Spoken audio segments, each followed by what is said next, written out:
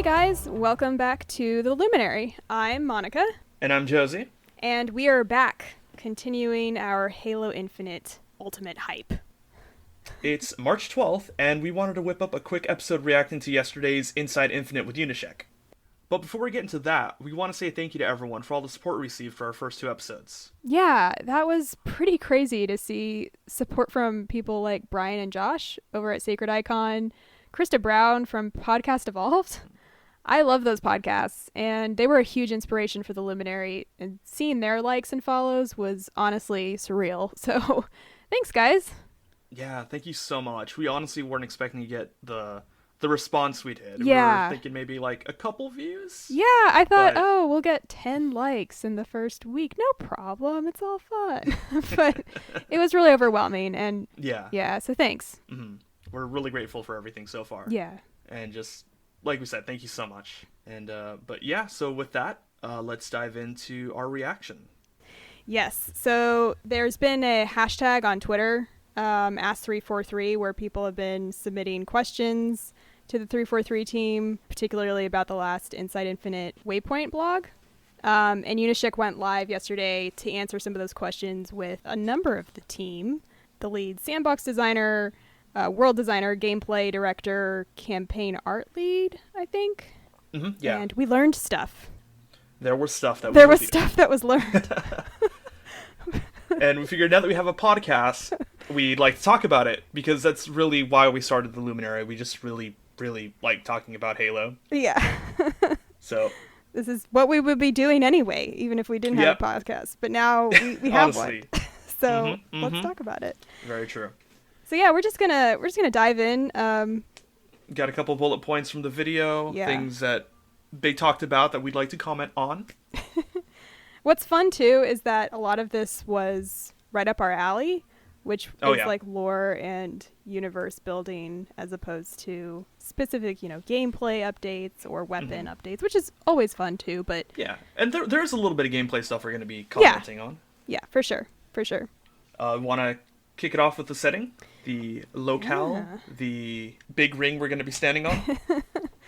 Yeah, they specifically talked a lot about Zeta Halo, because in the article from February, they mentioned that the ring itself is kind of like its own character, which really intrigued a lot of people, especially with the day-night cycle. And they went a little further to explain how the ring is kind of alive, and the first thing was weather.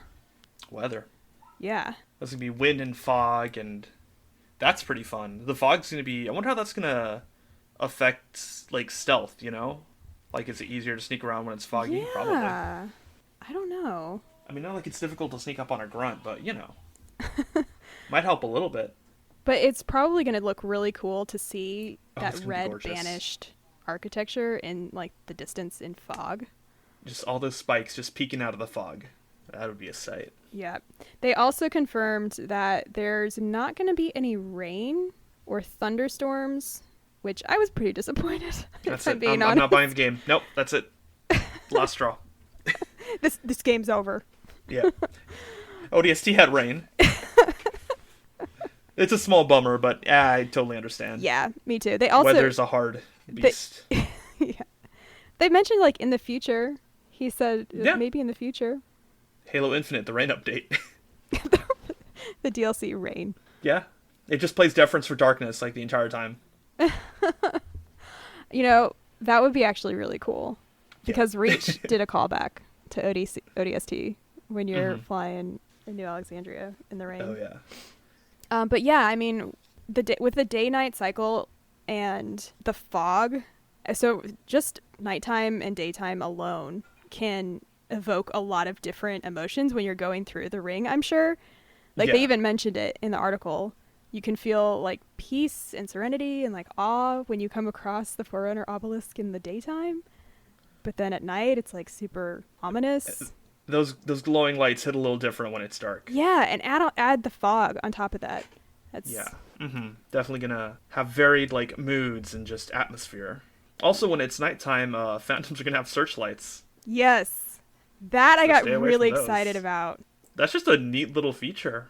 I think they also said about when it's nighttime, grunts will be like you're probably more likely to come across grunts when they're sleeping. Oh yeah, yeah. They need to get their beauty sleep. Oh yeah, Yeah. absolutely. Mm-hmm. So even just the day-night cycles and the weather in the ring itself will change the way you play Yeah, and it's gonna change like the enemy behavior, and then you're gonna Yeah. have to like compensate for all that. That sounds like it's gonna be really interesting. Yeah, I really like nighttime missions. In Reach, one of my favorite missions is Nightfall when Uh-huh. you're sniping with June. Oh yeah. And it just because at nighttime it's really fun. Mm-hmm. And it adds the mood it's just different. Yeah, just seeing like the Covenant light just glowing, and you can see like the shine of an elite's armor as the moonlight's hitting it, and you kind of got to like figure out how am I going to approach this. It's dark, and I don't know what's behind this corner. I don't know what's behind that corner. Yeah, the enemies are asleep, or maybe they're not Yeah. asleep. Definitely hits different. Yeah. Some other things that they touched on in the interview was wildlife, which I got really excited because if you remember from episode 1, We one of just my really want to pet the animals. I was like so sure they were gonna be like, you can pet them, by the way, and I was like, so nah, I didn't think that, but Yeah.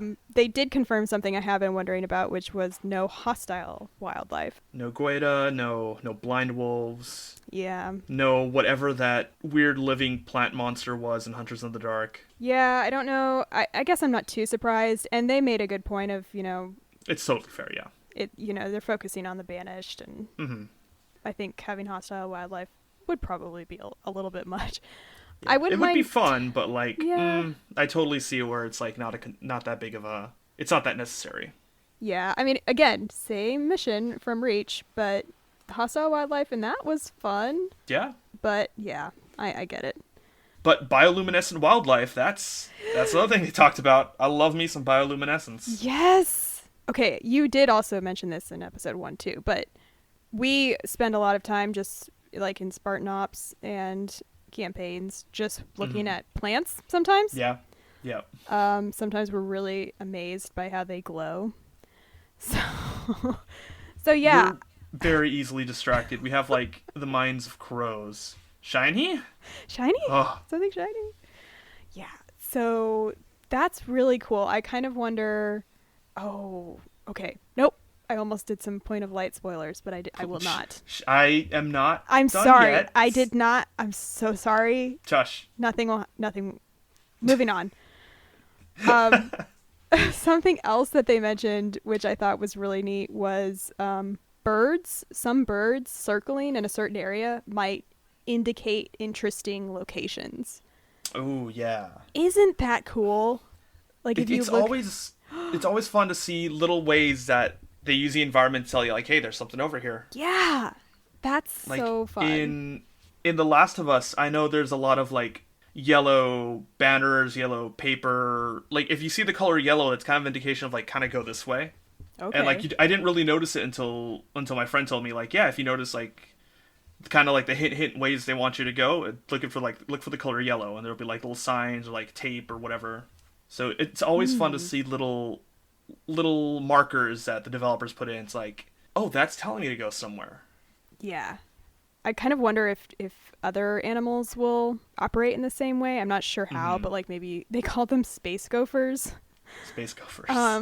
Which I was like, That's really cute. I really hope we get a like a legit name for them. I'm cool with space gophers, but Oh yeah.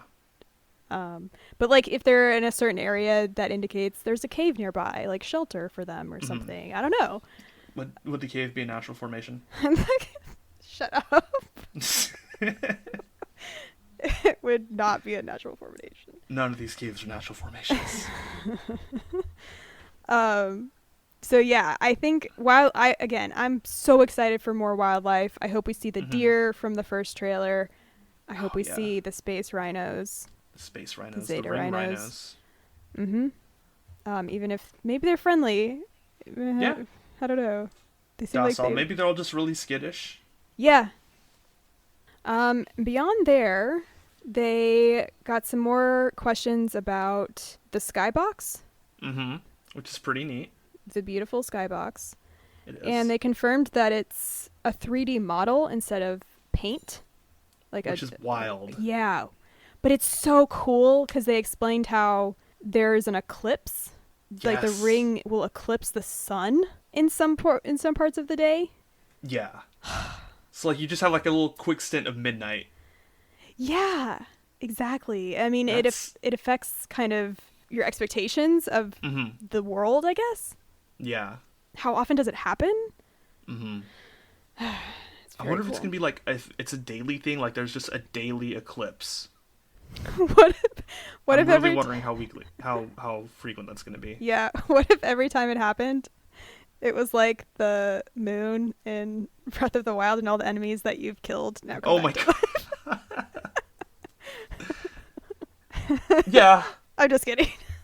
It happens in the middle of you being in a banished stronghold, and then suddenly like all these chieftains you just killed come back to life. Right, exactly. I see they've made respawn canon.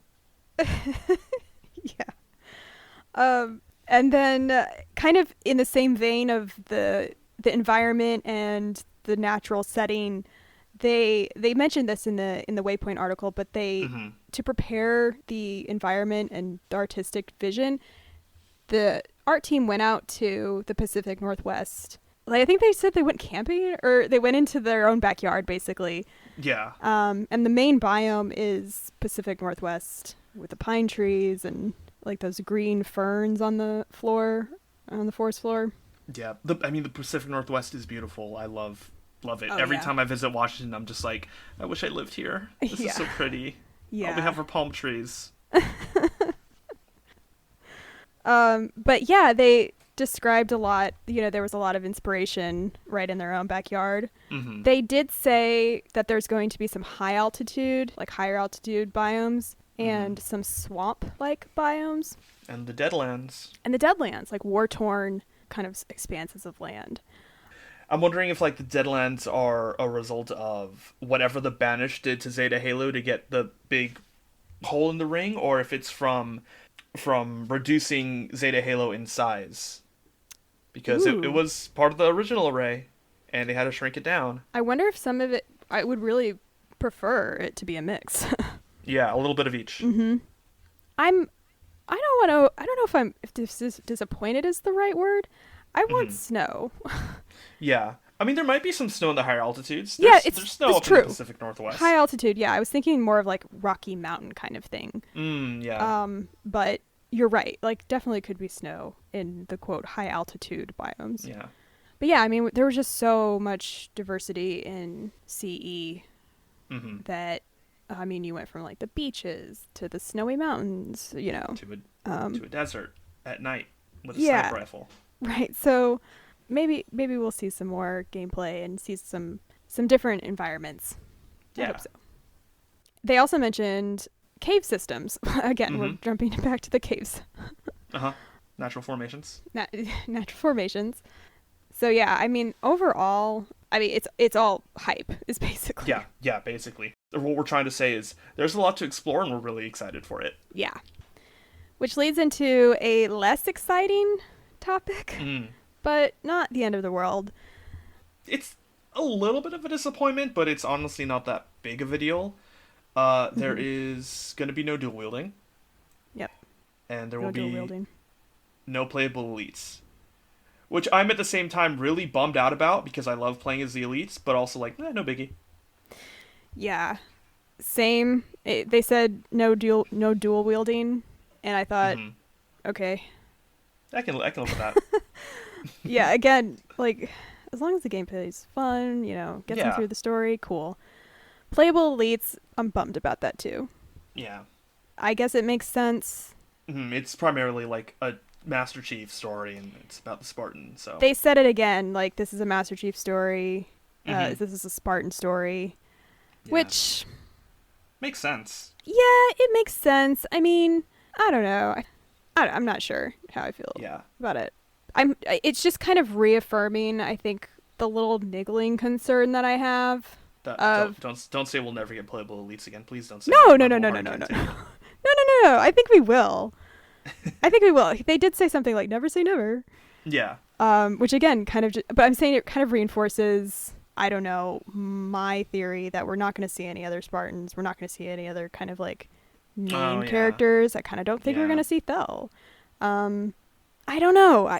We don't have much plot information Yeah. at the moment. We don't really know enough to speculate much at all, Yeah. which is kind of nice in some ways, but also a little torturous in others. Yeah, it's nice in the way in the respect of, Halo 5 marketing Yeah. where we thought we had it down and didn't. then- I appreciate this approach, kind Mhm. of keeping things closer to the vest. Yeah. But it's tough when you're getting all of this exciting information, but you're not quite sure where the pieces fit in the puzzle. Yeah. But yeah, like we said, not the end of the world for us. Yeah, it's totally I'm fine. hopeful that we'll get playable elites eventually, Someday. And considering that this is going to be a platform for like future content, and also with the multiplayer being free to play, that kind of leans into that there's going to be probably regular updates and new things. So maybe we will get dual wielding down the line. Maybe we won't. Maybe we'll get elites down the line. Maybe we won't. Mm-hmm. But you know what? Again, it's small little like barely complaints. Mm-hmm. It's just like, oh, it's a bummer, but it's fine. Still gonna be really looking forward to it. Yeah. As long as there's Helios Skrill, because that's, elite-ish armor. Yeah. Oh, that's our favorite armor, both of us. Oh, God. We love Helios Grill. It took so much effort to get. I don't know how I got it so easily. Yeah. I think it was the rec code from Last Light. Mm. Last Light came with something in the book. I don't remember. I think I got it from that. Okay. Yeah, that makes sense. Because I figured you'd remember playing through the whole MCC on Legendary. Well, I did do that too, but I thought I already had it before. Mm. I'm not sure. Is that how you got it? Yeah, I did it by doing the whole play all the campaigns on Legendary. I did that, but I don't. Whatever. I did that That's more a for secret like for another day. the bragging rights. I did it for the Helios Scroll. You're more noble in your efforts. I just want to look pretty in Halo 5. I just That's want to so much say I ask. played all the campaigns on Legendary. Yeah, brag about it. Solo. But anyway. Anyway. Back on topic. What else did they talk about? We had some questions. Post... No weapon upgrades, but equipment upgrades. That's right. Which is kind of what I was thinking too. Like, if a sandbox like Halo, you're gonna be switching out weapons all the time. Mm-hmm. But equipment seems to be like a lot more drilled into the gameplay, so it makes sense for that to be more upgradable. Mm-hmm. Do you think that's what we'll see in the upgrades tab? Probably. On the... I almost called it director because I'm in Destiny mode. The map part that we see in the gameplay. Yeah. I would assume so. Maybe like when you get you unlock new equipment. I think that you could switch it out, right? It's kind of like in Halo 3 where you can like swap out equipment pieces and yeah, you can because they did that in the gameplay. Yeah. He like picked up the drop shield. Mm-hmm. So yeah, maybe it just like increases like duration, efficiency with equipment. Yeah. I mean, if I would love it for there to be like cool like perks where you get like cool effects, like I don't know, maybe the drop shield releases a little EMP pulse if you drop it near someone and it knocks their shields down or something, Yeah. It's like fun little perks, but again, even if it's just more simple upgrades, that's still new and that's still exciting. Yeah, for sure. Mm-hmm. What else did they talk about? So we talked about banished architecture and like how they basically they don't really erect their fortifications; they drop them from orbit. And they embed them into the ring with those sharp spikes. I thought that's really cool. Yeah, and they reinforce the whole aesthetic of, for lack of a better word, brutality. Mm-hmm. And just really harsh colors and angles and very... A lot of spikes. A lot of spikes. A lot of spikes. Which I'm looking forward to. Mm-hmm. I didn't play Halo Wars. But I did. You did, so I know that you're really pumped to see things up close, right? I want to see it in person. Yes, it's such a cool aesthetic. It's really mean. Yeah, I'm really excited. Yeah, and just a couple campaign things to wrap up. So the story is going to be linear, but there's going to be side quests, side activities to do.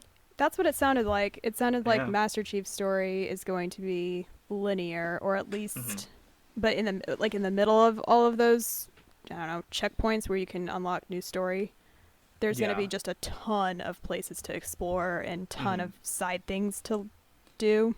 Yeah, and they also touched on, like, even when you do start up let's say a campaign quest, there are optional things you can do, like go rescue this UNSC forward operating base from the Banished, or go raid this Banished outpost for a vehicle you can maybe use. So even like the missions themselves seem like they're going to be really open, which seems like it's a really neat growth from Halo 5, because Halo 5's campaigns, its missions were really, they were bigger, and you had like options, like different routes to go. You can, I think even in St. Helios, there's a couple places where you can just like skip a very small encounter by like sneaking underneath. Yeah, so it definitely sounds like they're evolving Halo 5's like, hey, here's a bigger map for you to have like a couple alternate routes to do, into here's a big encounter with a lot of things to do in one mission. Yeah. I think that's exciting. Yeah, I think that's a good way to look at it too. Yeah. It was nice because they did confirm there will absolutely be side stories.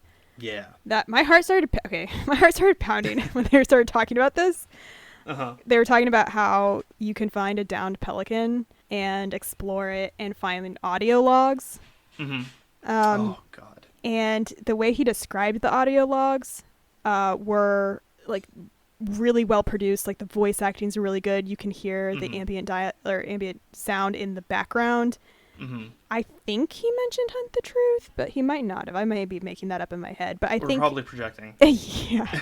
It sounded similar in quality, or at least he was making it sound really similar to the quality of Hunt the Truth. So, which even if it's just like half the quality of Hunt the Truth, that's still really good. Yeah, exactly. Because Hunt the Truth is amazing. So I don't know what we're gonna find in some of these pelican. Like I'm sure we'll find. Oh God, I just had a thought. What if we find some clues of Blue Team's fate?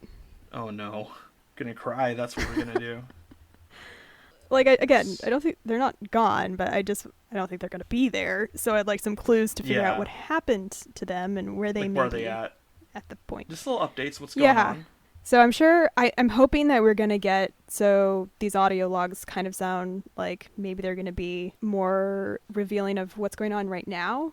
But I'm also hoping we get some side stuff for Ancient Humanity and more of the Forerunner saga. I'm wondering if the audio log is going to be kind of more like on the lines of ODST, where it's like a single long story that you slowly uncover with Sadie's story, or if it's more like Halo 5, where each mission has its own little set of connected audio logs, but they're also kind of like individual little stories. Yeah. Especially in San Helios.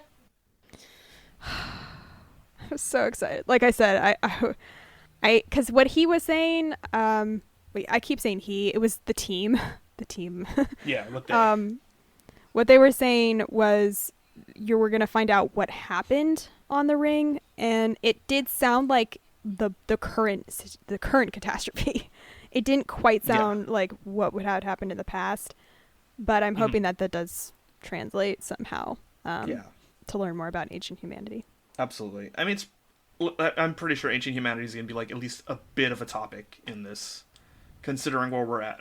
This is Zeta Halo. Yeah, and when we do get to Point of Light spoilers... choose your next words carefully.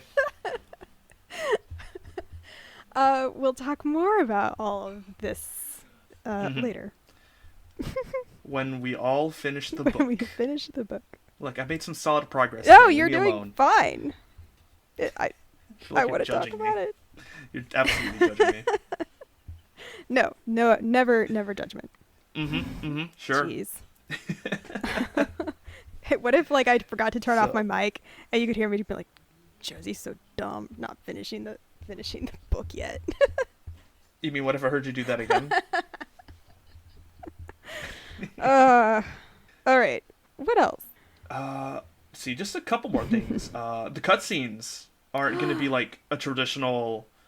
You're not going to take you away from the game to play the cutscene, from what it sounds like. Like, it's going to be real-time in-engine. Yeah. So, like, what equipment you have is going to show up on the cutscene. The time of day, the weather, it's all going to show up. That's going to be great. Yeah. That's going to be really good. That was actually a really good question. because they kept flashing these questions on the screen. And when that came up, I was like, oh, that's a wonderful question. As much as I like a cinematic cutscene that like totally separates you away from what you just did, sometimes just like the direct response of what you just did and then like seeing like in real time what you're doing. Like in Halo 2, when you blow up the Scarab, and like in the original Halo 2, you walk out and Chief is holding whatever weapon you were holding at the time. But in Anniversary, it's a pre-rendered cutscene that doesn't change. Oh, I didn't know that. Yeah, so in original Halo 2, you destroy the Scarab in New Mombasa, and like if you're holding like a plasma rifle or an energy sword or sniper rifle, whatever your current weapon is when you trigger the cutscene, Chief is holding it. But in Anniversary, it's pre-rendered cutscene, so nothing ever changes. Oh, okay. Which, it's a really beautiful pre-rendered cutscene, so I'm not complaining, but it is really cool to see, like, in-engine cutscenes. Yeah. Mm-hmm. Yeah, I'm looking forward to it. We also, I'm going to save the most fun thing for last, but we also got confirmation of at least 3 vehicles that are going to be in the game. Uh-huh. And they are? They are a Scorpion, a Wraith, and a Wasp. For the first time in campaign. So that's extremely exciting. Yeah. Not surprising, honestly. The Wasp, that's surprising. But Scorpion and Wraith, I was like, okay, cool. Thanks. Those are staples. Yeah, those are staples. Can't not have a Scorpion or a Wraith. Yeah. But what can we do with a Scorpion and a Wraith, Josie? Oh, so we did save the best for last. You can knock things off the edge of the ring. Which, first of all, we've never been to the edge of a ring. And that's exciting. That's also really scary. This question made me laugh really. The question came up, they showed it on screen, and I chuckled. I was like, that's just a, like, shitpost question. Yeah. And then, I forget who it was, but he goes, yeah, you can knock things off the ring. And at first I was like, oh, they're just playing with us. But then he started talking about his own experience in a Scorpion, like shooting a Wraith off the edge, but it like teetered on the edge, and it like slowly like tipped over into the abyss. Yeah, we're definitely gonna have fun with that one. Yeah.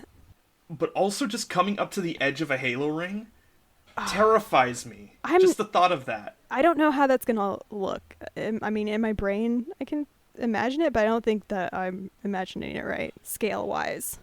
Yeah, you're gonna be looking out over space, and the ring is spinning, so you're gonna see it moving a lot more than like if you were in the middle. Oh my gosh, I didn't even think of that.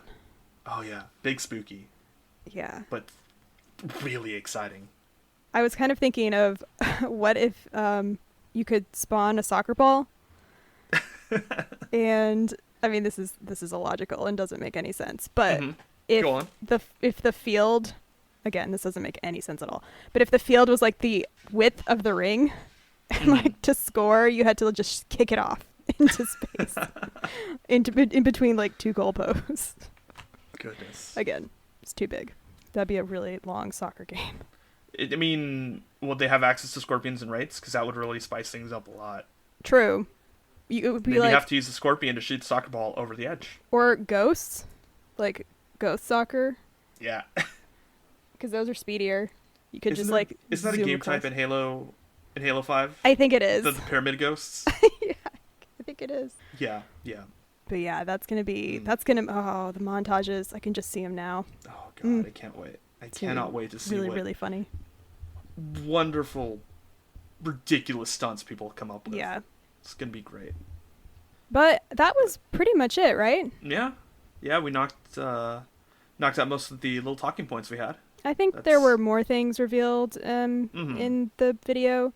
It's like 45 minutes, I think, of just answering questions, which is a really cool thing. I will say, the hashtag, they've been posting that for a long time, ask your questions using this hashtag.